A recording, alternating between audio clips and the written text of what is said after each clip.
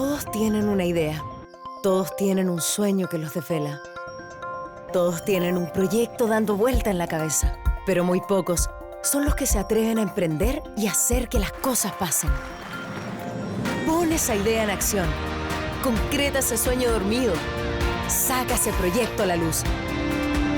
Porque en nuestra universidad encontrarás las respuestas para mejorar la vida de las personas. El mundo necesita espíritus emprendedores. Despierta tu espíritu emprendedor. Ciencias, humanidades, artes. Admisión 2019. Universidad Mayor para espíritus emprendedores. Hola a todos y todas, bienvenidos a la última clase, que es un repaso general de la prueba de historia. Recuerden que nosotros ya vimos todas las materias de historia, entonces vamos a realizar solo un repaso y también voy a ir dialogando con las preguntas que tengan en el chat. Pero antes voy a dar los temas generales para que estemos claros. Recuerden que el mínimo de la PSU de historia tiene 150 puntos y un máximo de 850. Es una prueba electiva, ¿no es cierto? Y tiene 80 preguntas y 5 de ellas son experimentales. La duración son 2 horas y media. Recuerden que el 25 de noviembre es el reconocimiento de salas, el 26 es la prueba de lenguaje y en la tarde la de ciencias, y el 27 en la mañana es la prueba de matemáticas y la prueba de historia es a las 2:30, que obviamente siempre tienen que estar un poquito antes. Los ejes temáticos, como hemos visto durante todo el año, es Chile y América en perspectiva histórica. Recuerden que es aproximadamente el 45% de la prueba. Luego viene espacio geográfico, que es aproximadamente el 23%. Luego viene el mundo en perspectiva histórica, el 17%. Y por último, democracia y desarrollo, el 15%. Las habilidades que se miden son comprensión, como el ejemplo que aparece en el temario de la PSU, que es: durante la década de 1930, la economía chilena sufrió un grave impacto producto de la disminución de sus exportaciones del salitre. ¿Cuál de las siguientes afirmaciones constituye una causa? Se comprende, por lo tanto, un suceso mundial. Y sabemos que a partir de la crisis de 1970, la causa es la crisis económica mundial producida por la caída del precio de las acciones de la bolsa en el comercio en Nueva York. Recordemos que ese es un eje súper importante para analizar una de las principales crisis económicas de nuestro país. Luego tenemos la habilidad cognitiva de aplicación, o sea, acá, la contaminación del aire constituye un problema ambiental urbano importante en diversas ciudades chilenas, el cual representa una situación de riesgo para la salud de las personas. ¿Cuál de las siguientes acciones corresponde a una solución del origen de este problema? Por lo tanto, yo tengo que aplicar lo conocido. Y la respuesta correcta sería la restricción del uso de fuentes de emisión de material particulado. Esto corresponde a espacio geográfico. Luego tenemos la habilidad de análisis, síntesis y evaluación, que posiblemente es una de las más difíciles. Y en general está en relación a analizar gráficos, textos, mapas. Y el caso de esta pregunta dice, comillas, la desigualdad de las condiciones y de la fortuna nace de la desigualdad natural de talentos, aptitudes y fuerzas. Y no está en la mano del hombre corregir esa desigualdad. Sabiamente lo ha dispuesto así la providencia, pues el día que se nivelasen las condiciones y fortunas de los hombres, desaparecería la sociedad, que se funda en la reciprocidad de servicios que se prestan unos a otros. Mariano Casanova, Pastoral del Arzobispado de Santiago, 1891. El texto anterior alude a los problemas sociales de fines del siglo XIX que dieron origen a la llamada cuestión social, elemento relevante que ha aparecido me atrevería a decir, en todas las PSU, que tienen que saber qué es la cuestión social, definirla y analizar las características de esta. A partir del análisis de dicho texto, siempre también hay que colocar mucha atención a la pregunta, porque no necesariamente Solo con leer el texto yo puedo responder. Necesito saber sí o sí la pregunta. ¿Cuál fue la posición de la Iglesia Católica chilena frente a dicha problemática? Y la A es que defendió la idea de la existencia de un orden divino de la sociedad, en relación, obviamente, al texto que aparece arriba, ¿ya? Entonces vamos a realizar un recorrido vago, bien breve. Ustedes pueden profundizar viendo los videos de cada uno de los ejes respecto de los 3 ejes relevantes de la PSU. Comenzamos en Chile y América en perspectiva histórica, que uno de los ejes principales es la persistencia de los pueblos y culturas indígenas, la colonia. ¿Ok? Acuérdense ahí que nosotros necesitamos saber las instituciones coloniales y cómo funcionaba ese sistema en Chile y en América. La independencia, los factores externos, los antecedentes, los factores internos y los elementos que existen de continuidad y cambio. La conformación del territorio. Recuerden que nosotros cuando analizamos el territorio chileno hablamos de que el proceso de conformación del Estado y del territorio chileno es un proceso histórico y no está dado per se. El periodo conservación y la Constitución de 1833, Chile y el salitre, como entonces acá también hay que profundizar en relación a la economía salitrera, la intensificación de crecimiento hacia afuera, el aumento de la inversión extranjera, los recursos fiscales y todo lo que ocurre en relación a las salitreras, las pulperías, por ejemplo, cómo va a funcionar la prensa obrera, la relación que hay, por ejemplo, cómo se pagaban los obreros de las salitreras en fichas, etc. Y tenemos los problemas en relación a las ciudades y cómo se va a conformar la cuestión social, que es la producción de hacinamiento, de condiciones deplorables, tanto laborales como de vivienda, ¿ya? La pobreza, la cesantía, la falta de higiene y todo eso, toda esta problemática que conlleva la falta de atención, de alguna manera, decirlo, la pobreza, el elemento vulnerable, o cómo son vulnerados estos sectores del proletariado, se denomina entonces cuestión social.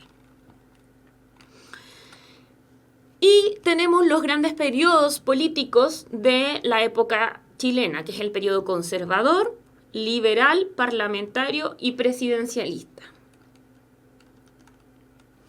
Otro de los elementos fundamentales en relación, por ejemplo, a la pregunta primera, dice relación con la crisis del 29 y cómo a partir de la crisis 29 se va a generar un cambio en el modelo económico. Otro de los elementos que ustedes, voy a hacer un paréntesis bien grande, que un elemento que ustedes tienen que considerar en torno a los análisis históricos, tanto de Chile como del mundo, dice relación con entender los procesos desde perspectivas económicas, políticas y socioculturales.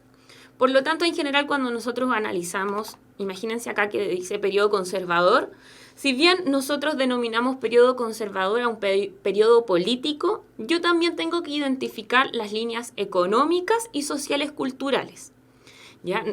Si bien es complejo lo que les estoy diciendo, pero el orden de la materia va súper ordenado y va estableciendo entonces esos elementos.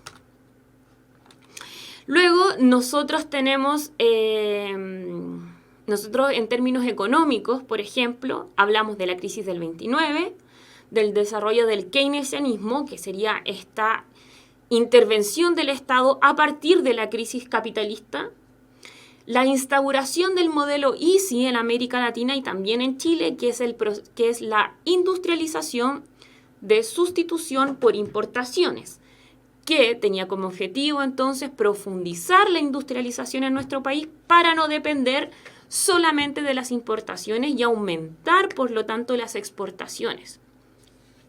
Aumentar las exportaciones y aumentar la capacidad de producción interna para consumo interno. se habla entonces en este proceso del crecimiento que va a tener el Estado, del crecimiento enorme, y luego con Frei y con Salvador Allende vienen todas las grandes reformas, reformas agrarias, reforma de promoción popular, reformas económicas. Me preguntan qué es el keynesianismo. Recuerden que a partir de la crisis del 29, capitalista, que abogaba entonces por dejar pasar, dejar hacer, ¿no es cierto? Esta comilla, donde el mercado se autorregulaba, entonces viene Keynes y establece, dice, la verdad es que esta crisis nos dejó en claro que el mercado no se autorregula y por lo tanto el Estado debe intervenir de todas maneras en esta regulación. Y el keynesianismo entonces dice relación con entender esta política económica que responde a la crisis del 29 a partir de que ya no se solventa solamente el mercado por el mercado. Y como les mencionaba, otra pregunta me dicen, ¿el keynesianismo es solo la aplicación en Chile? En el mundo, solo que Chile obviamente como va a tener una dependencia con las políticas extranjeras, va a estar vinculada con esta relación. Recuerden que en Chile, posteriormente a esta crisis, y en América Latina se va a ir desarrollando, ya en la década de los 50 se va a ir desarrollando entonces esta visión, esta mirada desarrollista, donde se va a aplicar el modelo ISI, y también esta teoría de centro-periferia, ¿ya? Donde abogaba entonces decía, bueno, Latinoamérica siempre está dependiendo de un centro, que este centro es Estados Unidos, Europa, y por lo tanto siempre vamos a ser periferia. Y para eso necesitamos producir, necesitamos industrializarnos, y por eso, por lo tanto, se produce también esta teoría alrededor del modelo ISI. ¿Qué más? Grandes reformas, había mencionado, reformas agrarias, reformas educacionales y posteriormente en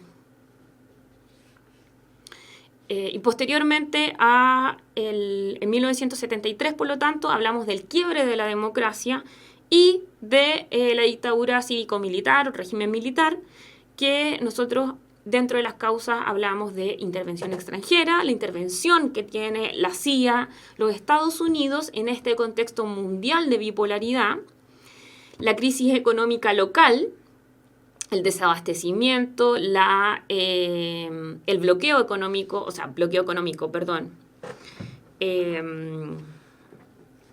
se me fue la palabra, pero no importa. Y la polarización política que se estaba viviendo en esa época, que termina entonces por el quiebre de la democracia del 11 de septiembre del 73, donde se establece la Junta Militar.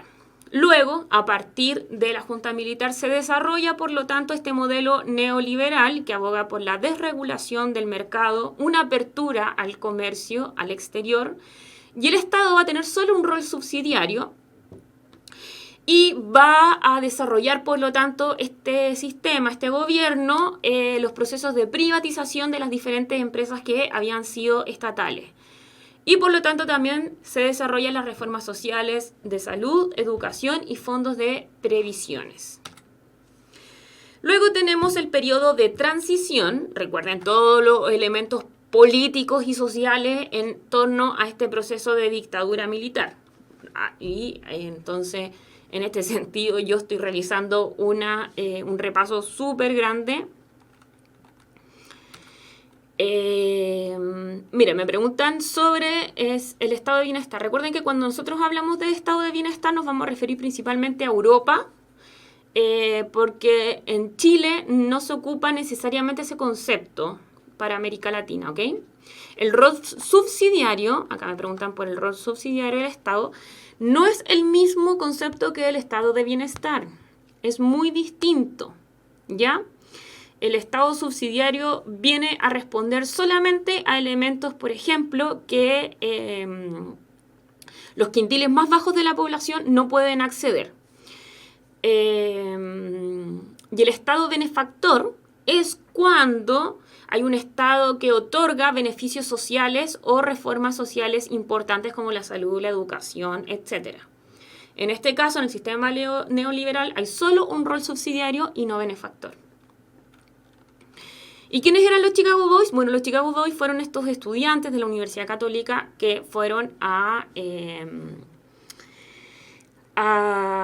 estudiar a Estados Unidos y llegaron entonces y forjaron este sistema e ayudaron a colaborar en la implementación de este sistema neoliberal. Y tenemos el periodo de transición, donde el plebiscito que se realiza en 1988 gana el no con un 55.9%, y posteriormente tenemos las elecciones de presidente, donde va a ganar Elwin y se inicia este periodo de transición que no está muy bien definido en las duraciones, pero posteriormente tenemos todos los elementos que dicen relación con la continuidad del sistema económico y las políticas distintas que han tenido los gobiernos de Elwin, Frey, Lagos, Bachelet, Piñera, ¿sí?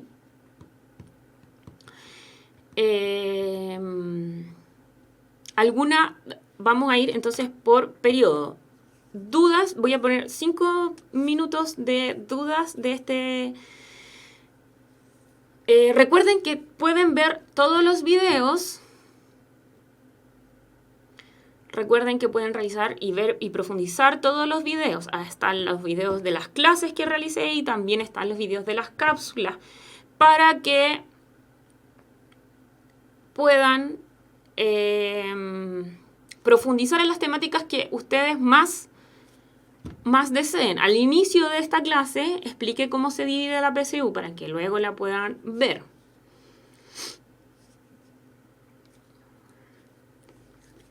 A ver, primero, cambio importante en la Constitución de Pinochet. Los cambios más relevantes tienen que ver con los elementos políticos y económicos y sociales, evidentemente. Pero en esta plataforma, o sea, en esta diapositiva, perdón, yo establecería elementos más importantes de la Constitución. Ahora, me preguntan sobre la diferencia entre el informe Walech y el informe Rettig. El informe Rettig es un informe de detenidos desaparecidos y asesinados, y el informe Walech es sobre torturados y torturadas en dictadura.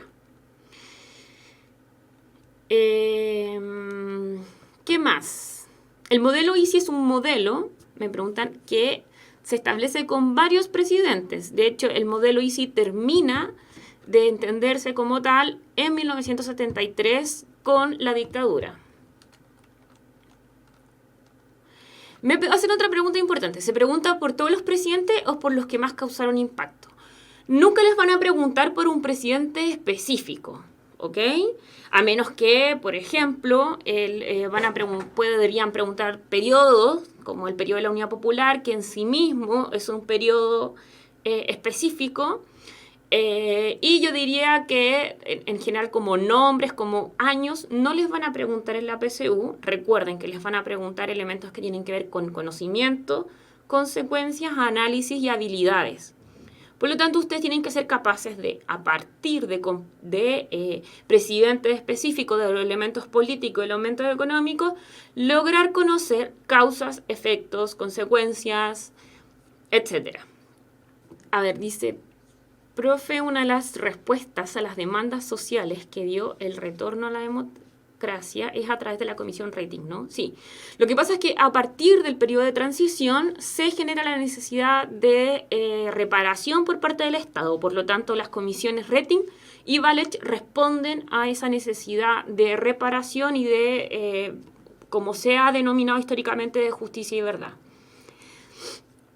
Y me preguntan sobre las consecuencias de la crisis del 29. Las consecuencias más importantes tienen que ver con la caída del salitre, de la exportación del salitre, ¿sí? Y eso genera obviamente consecuencias de desempleo, pobreza, etc. Ya, ahora pasamos con el mundo en perspectiva histórica, donde vemos principalmente la Primera Guerra Mundial. Y como antecedente relevante es el imperialismo el nacionalismo y la idea de supremacía entonces de este hombre europeo. Recordemos que a partir del imperialismo, donde se van a dividir, como aparece en la caricatura, África, Asia, etc. Por lo tanto, hay una idea de supremacía del hombre europeo que ha ido desarrollando a través del año y bueno, a través de los años y hasta el día de hoy. Tenemos, por lo tanto, el concepto de paz armada, ¿sí?, que va a ser fundamental, y la carrera armamentista, que va a ser fundamental para establecer las bases de la Primera Guerra Mundial desde 1914 hasta 1918. Y las características de la Primera Guerra Mundial es que va a ser moderna y mecanizada, va a establecer la guerra de movimientos y una de las más importantes, la guerra de trincheras o posiciones, donde en las dos guerras Estados Unidos va a tener un rol protagónico importante porque va a ir dilucidando, si bien no está en el territorio donde ocurren las guerras mundiales, sí va a tener un rol esencial para el desarrollo y el desenlace de la Primera Guerra Mundial. Elemento que termina con el Tratado de Versalles, que va a ser el antecedente también de la Segunda Guerra Mundial, en el que, por ejemplo, a Alemania se le prohíbe armarse, tener ejército, entre otras, y también se les quita territorio. Y acá entonces tenemos que posterior a la Primera Guerra Mundial, ya lo vimos con Chile, ocurre la crisis del 29. Cambia el modelo económico, el keynesianismo, y se establece el nuevo trato, el New Deal, lo denominado el New Deal, entonces donde Estados Unidos va a participar, el Estado va a participar de nuevas políticas económicas. Me preguntan, nuevamente en un paréntesis, ¿qué era la doctrina Monroe? La doctrina Monroe, es la que se establece a partir de la independencia de los Estados americanos, en la que Estados Unidos afirmaba que ante cualquier amenaza podría intervenir y apoyar, pero que en general se lee como más bien una intervención más que un apoyo, ¿ok? Luego tenemos el análisis de los totalitarismos, 3 específicamente, Stalin, Hitler y Mussolini. Entonces tenemos la URSS, Alemania y también Italia. Las características esenciales de los totalitarismos es la imposición de una ideología, la necesidad, ¿no es cierto?, que se establece a partir de este líder carismático que maneja las masas, el partido único, la subordinación al Estado, la represión, el control de las masas, los actos masivos y el control de los medios de comunicación y educación, entonces, para establecer estos totalitarismos. Y por lo tanto, estos totalitarismos van a constituir la base, una de las bases de la Segunda Guerra Mundial, donde tenemos entonces, por ejemplo, la política hitleriana, que hablaba de la retirada de la Sociedad de las Naciones, y nuevamente acá pongo un paréntesis, la Sociedad de las Naciones, que es un antecedente directo de la ONU. Hitler va a negar el pago de indemnizaciones a partir del Tratado de Versalles, ¿sí?, que se había establecido, y va a comenzar a fabricar armas y a tener ejército. En Japón también vamos a tener el expansionismo militar y la invasión a China, y en Italia la invasión a Etiopía. En 1940 se establece el eje Roma, Berlín y Tokio, denominado entonces esta agrupación que es el eje para la Segunda Guerra Mundial. Sin profundizar en lo que es la Segunda Guerra Mundial, porque los elementos más relevantes tienen que ver con sus consecuencias, tenemos el impacto económico, que es el desabastecimiento de alimentos, el alza de los precios y la deuda financiera de los países europeos principalmente.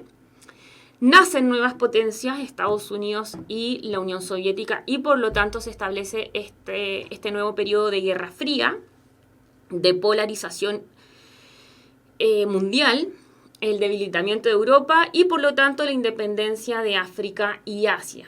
Se comienzan entonces los procesos de independencia, los procesos de descolonización.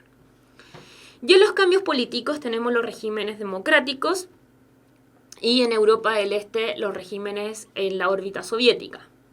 Costos humanos, 54 millones de muertos, 40 heridos, exterminio masivo de la población. Y recuerden que una de las diferencias entre la Primera y la Segunda Guerra Mundial dice relación con que en la Primera Guerra Mundial hay una guerra de trincheras, hay una guerra de militares, del ejército, pero en la Segunda Guerra Mundial los blancos son más bien personas civiles y ciudades. ¿Okay? Y esas son una de las diferencias relevantes que tiene que ver con los costos humanos, por ejemplo. A partir de la Segunda Guerra Mundial, por lo tanto, tenemos otro reordenamiento territorial de Alemania, la división de Alemania en las 4 zonas y a su vez la división de Berlín en 4 zonas, y posteriormente la configuración de la República Federal Alemana y la República Democrática Alemana, representando estos dos polos mundiales. Ahí se menciona entonces que la URSS se anexionó Estonia, Letonia y Lituania, y la China recuperó territorios perdidos con Japón.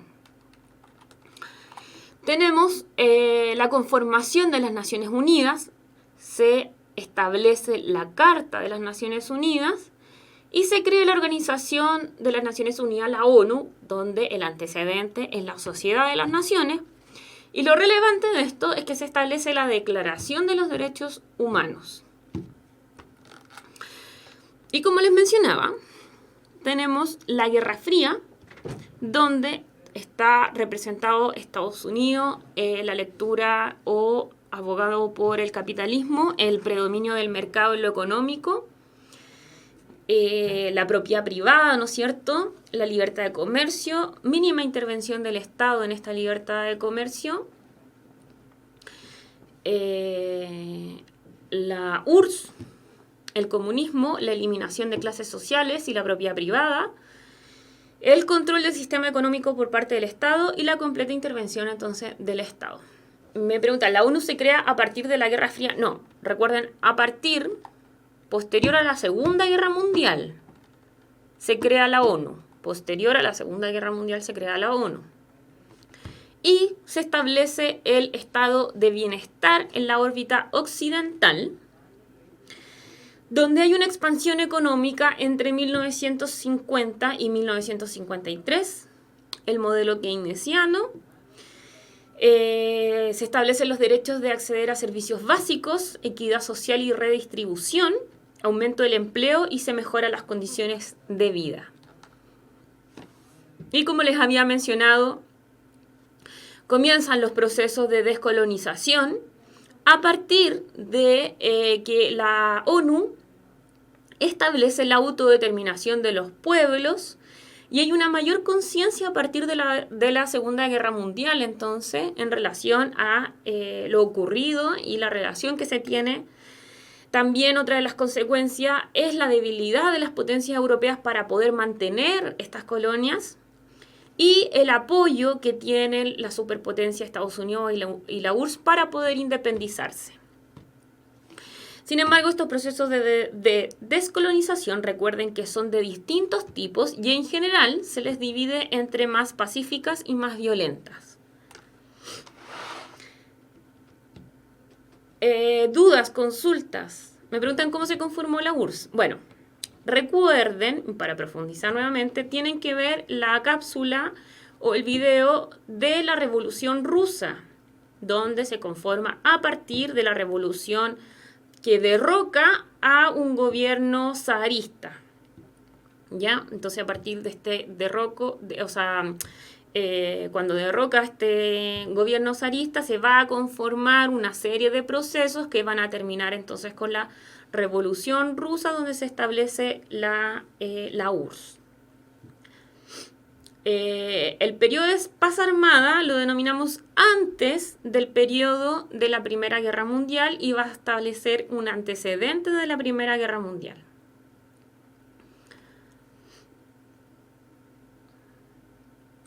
Ya. Continuamos. En espacios geográficos, uno de los elementos fundamentales es el proceso de urbanización. ¿Ya? Tenemos el mundo rural a partir del medio físico, donde se explota la economía, principalmente en el sector primario. Y luego en el mundo urbano, la concentración de población y la edificación.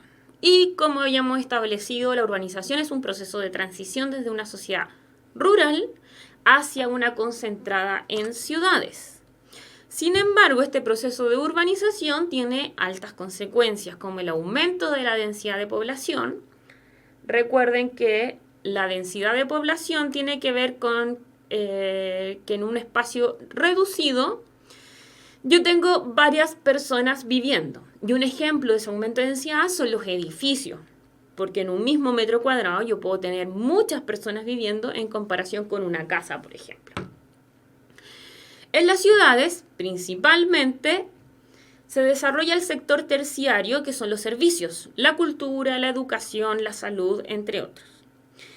Y las consecuencias negativas tienen que ver con el hacinamiento, la segregación socioespacial, y nosotros en Santiago conocemos mucho de eso, ya que tenemos ciudades que han sido denominadas como ciudades para ricos y ciudades para pobres. Hay se gasta grandes tiempos de desplazamiento entonces para llegar a los colegios, a los puestos de trabajo, a las universidades, etc. Y una gran contaminación ambiental y vehicular. Luego tenemos la geografía de la población mundial, donde están los conceptos de volumen de la población, cuánta población vive, distribución de la población, densidad, natalidad, mortalidad y migraciones, y la estructura de la población. Y estos son los gráficos que nos hablan entonces de esta estructura de la población, donde vamos a analizar la diferencia que existen entre países desarrollados, subdesarrollados y en vía del desarrollo. La pirámide progresiva, por ejemplo, que es esta que está acá, que habla de países más bien subdesarrollados, la pirámide estancada y la regresiva. Esta es la estancada y esta es la regresiva. Están más o menos al revés. Sí. Y por lo tanto nosotros tenemos desarrollo en vías del desarrollo y subdesarrollo. El mundo interconectado. Hablamos de este mundo y este intercambio simultáneo que se genera en esta interconexión mundial. La importancia que tienen las tecnologías de la información y las comunicaciones. Esto sí deben saber sus siglas y saberlas definir de memoria, las TICs, que son las tecnologías emergentes, que habitualmente suele identificarse con las siglas TIC. No es que en la PSU les coloquen TIC, sino que ahí lo más probable es que les tengan que les salga entre paréntesis qué es lo que significa, pero ustedes ya tienen que saber inmediatamente de lo que están hablando. Y que hacen referencia a la utilización de medios informáticos para almacenar, procesar y difundir todo tipo de información o procesos de forma educativa, entretenimiento, etc. ¿Ok? Otro de los elementos fundamentales tiene que ver con los productos comerciales. Los cambios que se han producido, las multinacionales, los procesos de deslocalización industrial. Y esto va a ir generando entonces un nuevo escenario económico y laboral en nuestro país. Por otra parte, hablamos de la asimetría que existe. Aunque hay un mundo conectado, hay tecnología, hay multinacionales, sin embargo existe esta asimetría del consumo en relación a la alimentación, a la electricidad, a bienes y servicios y también empleo. Recuerden que uno de los mapas que nosotros vimos tiene que ver con las desigualdades y cómo Chile es un ejemplo de los países más desiguales de Latinoamérica, por ejemplo.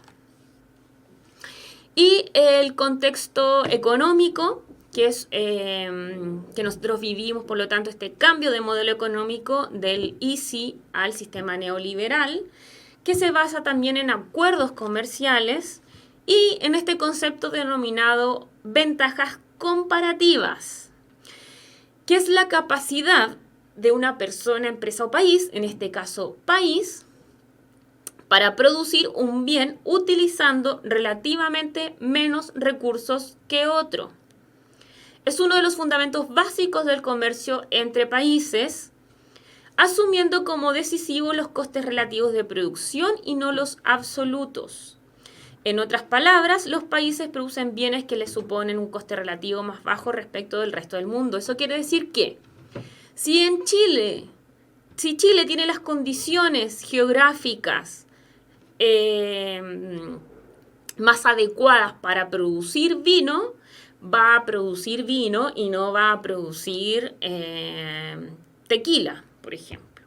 Por lo tanto, va a exportar vino y va a importar tequila.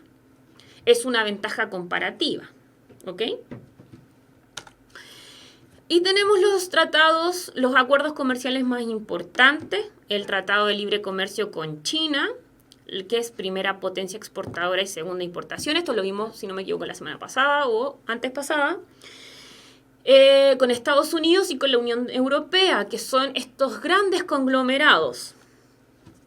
Pero, o sea, los elementos positivos que tiene este modelo es que hay un gran crecimiento del país, pero hay una gran dependencia también de las crisis externas y, como les mencionaba, la desigualdad.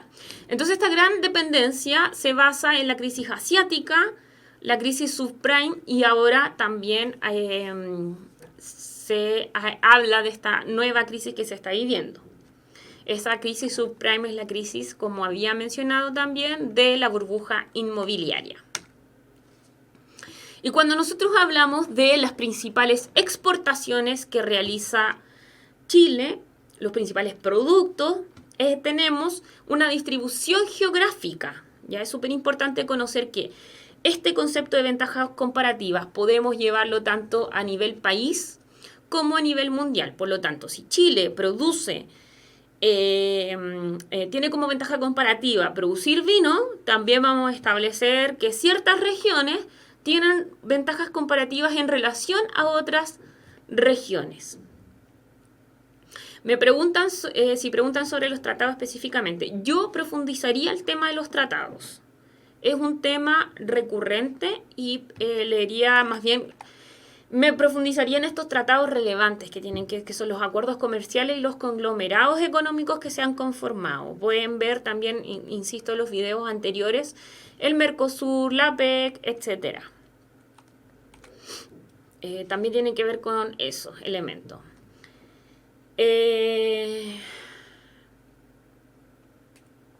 Y por lo tanto tenemos la exportación de cobre, salmones, industria vitivinícola, carnes, el sector frutícola, celulosa y madera, y esto en relación a las ventajas comparativas, de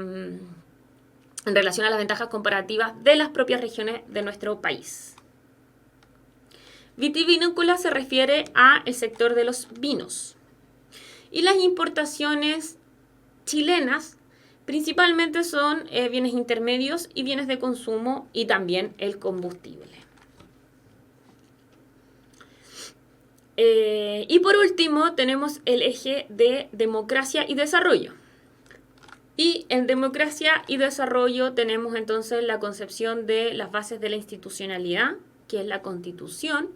Este concepto, que es el concepto de Estado de Derecho, que actualmente por todo lo que ha ocurrido en el país se habla de Estado de Derecho, por lo tanto también es importante conocer qué es el Estado de Derecho, que es por la que las autoridades que lo gobiernan están limitadas estrictamente por un marco jurídico supremo que aceptan y al que se someten en sus formas y contenidos. Ese es un Estado de Derecho, donde las autoridades, las instituciones, se someten a un marco jurídico supremo, ¿ya?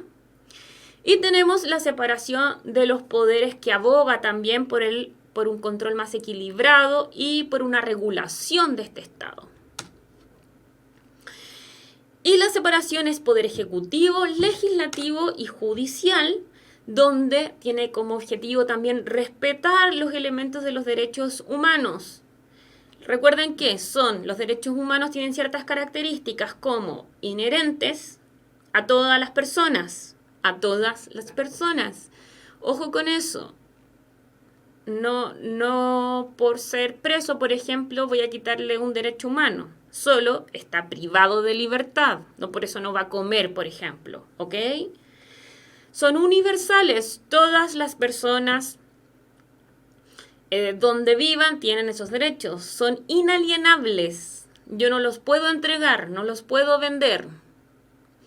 Son inviolables y son imprescriptibles. Y que sean imprescriptibles es súper importante porque si se violan derechos humanos, no hay tiempo en el que se diga, ya desde ese momento entonces no podemos juzgarlo. Y recuerden que los derechos humanos son un concepto histórico que se funda a partir de la Segunda Guerra Mundial. Por lo tanto, hay ciertas características que se deben cumplir con esos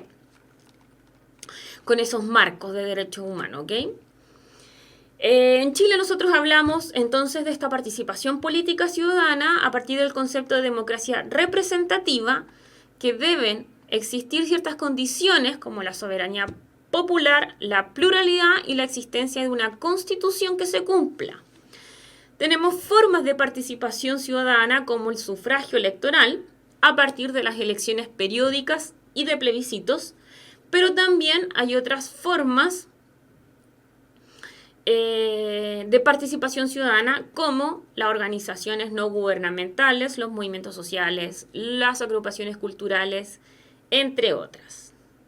Luego tenemos las tendencias laborales, que son los procesos de terciarización, flexibilidad laboral, capital humano, obsolescencia laboral y capacitación laboral.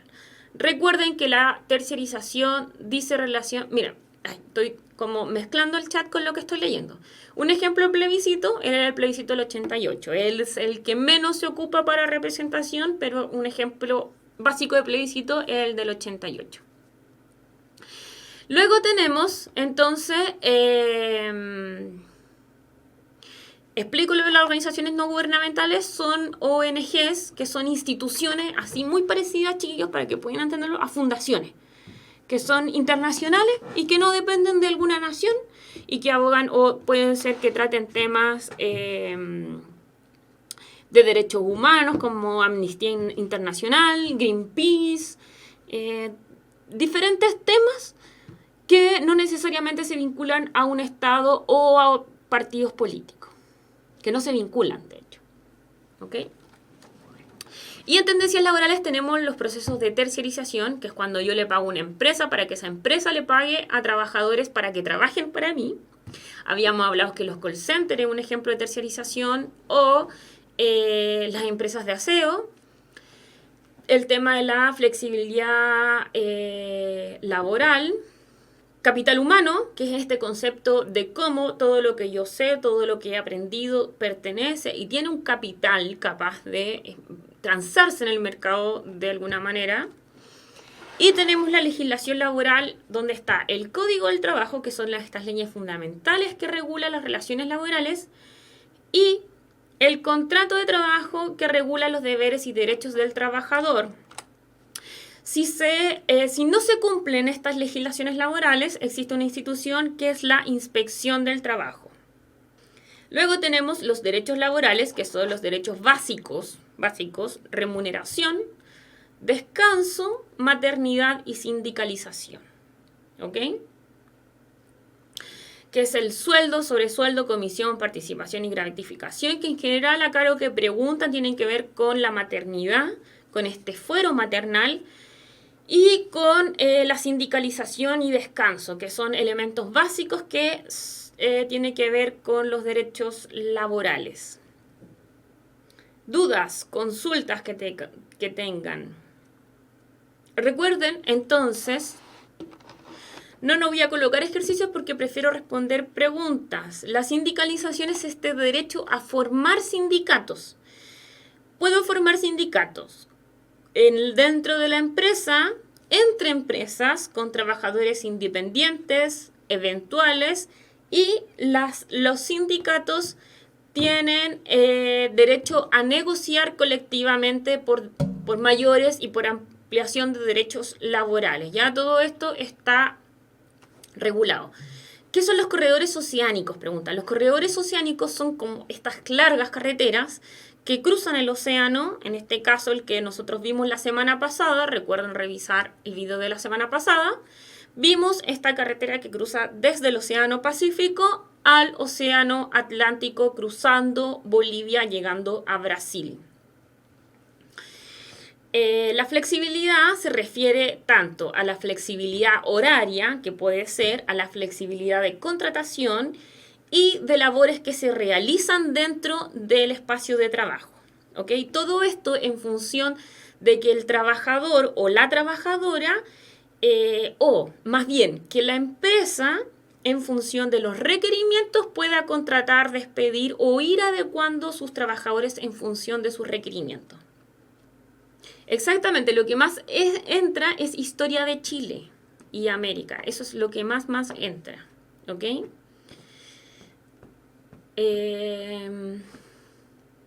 Miren, me preguntan esta pregunta, siempre me la han hecho para recordar. ¿Por cuál tema recomiendo empezar? Bueno, el tema por el cual recomiendo empezar es el tema que para ustedes sea más fácil, primero. Pero, como se sientan cómodos. Pero si yo considero que los primeros momentos yo estoy mucho más concentrado que los últimos momentos de la PSU, prefiero responder Historia de Chile. Sí, pueden preguntar la diferencia entre nación y ciudadanía, ¿ya? O entre nación y territorio. Recuerden que la nación no es necesariamente vinculante a la ciudadanía, o no es necesariamente la nacionalidad, la nación y el Estado y la ciudadanía no son necesariamente conceptos iguales, son vinculantes, pero no iguales. Siempre hay temas limítrofes pendientes. Dicen, tenemos temas limítrofes pendientes. Siempre hay conflictos limítrofes, pero ya está saldado. En la colonia aparece mucho. No sé si aparece mucho, pero sí aparece. Es un elemento que debes estudiar, sobre todo las relaciones con el imperio y las relaciones sociales que se gestan. Recuerden que en la colonia es importante el tema del sincretismo cultural y del mestizaje. Eso es súper relevante a la hora de comprender la colonia, de las relaciones económicas y obviamente de las relaciones sociales, ¿ya? Entonces, nuevamente les recomiendo que para cada periodo ustedes puedan establecer un eje de lo político, lo social, cultural y lo económico. Entonces, en la colonia, por ejemplo, tenemos la explotación de trigo, cebo y oro, dependiendo de los siglos. En relaciones sociales y culturales tenemos esta estratificación, las castas, pero también los procesos de sincretismo y mestizaje. Y los temas políticos tenemos la relación con la corona y toda la institucionalidad que se gesta a partir de la Casa de Contratación, el Consejo de Indias, la Real Audiencia, los cabildos, etc. Me preguntan consejos para la prueba y para estudiar estos últimos días. Yo en realidad los últimos días del fin de semana yo no estudiaría nada más. Así de simple, yo no estudiaría, me relajaría, probablemente haría cuadros o grandes papelógrafos que pudiera pegar en la pieza, en la casa, pero ponerse a leer en profundidad yo no lo haría, ¿ya? Pero sí, el tema que yo les digo de ver en cada periodo, así como su eje, en lo político, lo sociocultural y lo económico, les va a ayudar a establecer como esta línea, tanto en historia social, en historia de Chile como en historia mundial, ¿ya? Y lo otro que pueden hacer es simplemente hacer ensayo, pero no, hasta pónganse un día en que terminen, no estén, porque si no tienen que dar una prueba importante. Entonces es como, esto es una preparación, pero también tienen que descansar la mente, ¿ya? Tienen que dormir bien, súper importante, dormir muy, muy bien, comer muy, muy bien y ojalá hagan ejercicio para que se despejen un poco, ¿ya? Entonces, preocúpense de elementos básicos como dormir bien, comer y descansar. Ya, la Primera Guerra Mundial, recuerden que se gesta como antecedente los procesos de imperialismo, donde se ocupan los territorios de África, Asia y la paz armada. ¿Ya? Entonces, a partir de esto se desarrolla esta Primera Guerra Mundial que explota por un suceso específico, pero que tiene como antecedentes estos elementos. Me preguntan qué era el sincretismo, y el sincretismo es esta relación cultural que se establece entre el Imperio Español, la cultura indígena, y también obviamente cuando los españoles traen lo afrodescendiente, la cultura afro. Me preguntan sobre el mutualismo ahora, y el mutualismo nace a partir de la necesidad de asociación y de ayuda entre los propios trabajadores. Lo más importante de la Revolución Rusa es la conformación de este Estado que se establece liderado por el Partido Comunista. Eso es lo más importante. Entonces, luego para el análisis tanto de lo que preguntan en la prueba de los totalitarismos como Stalin y de la Guerra Fría. La Guerra Civil de 1891 también es importante, y en la Guerra Civil de 1891 en general preguntan por las dos visiones que se tiene de esta guerra civil, que es esta visión más económica, en la que el presidente Balmaceda buscaba manejar o controlar las salitreras, ¿no es cierto?, que fueran estatales, que no fueran de los ingleses, y esta visión más política, que era la pugna entre el Congreso y el Ejecutivo. Les recomiendo las cápsulas, están súper buenas, chiquillos, y escuchen las cápsulas, se demora máximo 5 minutos, por lo tanto, en relación, nuevamente pueden ir revisando los ensayos, y en relación a los ensayos, entonces, ir viendo estas cápsulas, ¿ya? No sé, yo de todas maneras les recomiendo que no se aproblemen en saber cosas específicas, solo las cosas específicas, por ejemplo, es importante en los tratados de libre comercio. Pero, como menciono acá, las habilidades que busca la PSU es la comprensión, la aplicación y el análisis, síntesis y evaluación. Y también hay cápsulas para recomendaciones de cómo analizar gráficos, cómo analizar mapas temáticos y cómo analizar extractos, párrafos, ¿ok? Entonces también busquen esas cápsulas. Hay una cápsula específica de la cuestión social, ¿ya? Bueno, con esto damos terminada la clase, porque pueden revisar todas las cápsulas. Les deseo mucha tranquilidad para la prueba, que les vaya excelente. Lean con tranquilidad, no estudien hasta último momento, dense un tiempo, y mis recomendaciones son dormir bien, comer bien y descansar estos últimos días. Hasta luego y nos vemos. Espero que no nos veamos más, ¿no es cierto? Que ustedes entren en la universidad y desde ahí tengan un buen año. Hasta luego, que estén muy, muy bien.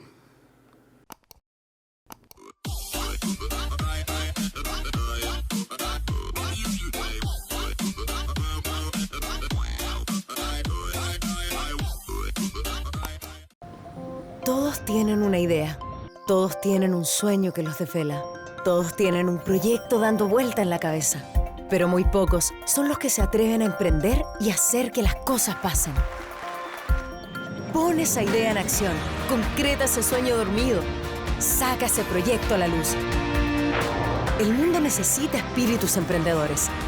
Despierta tu espíritu emprendedor. Admisión 2019. Universidad Mayor para espíritus emprendedores.